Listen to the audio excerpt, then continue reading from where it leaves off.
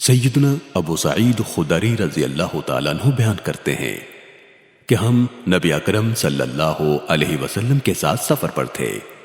اس دوران اچانک ایک آدمی اپنی سواری پر آیا اور وہ اپنی کسی ضرورت کے لیے نظریں دائیں بائیں دوڑانے لگا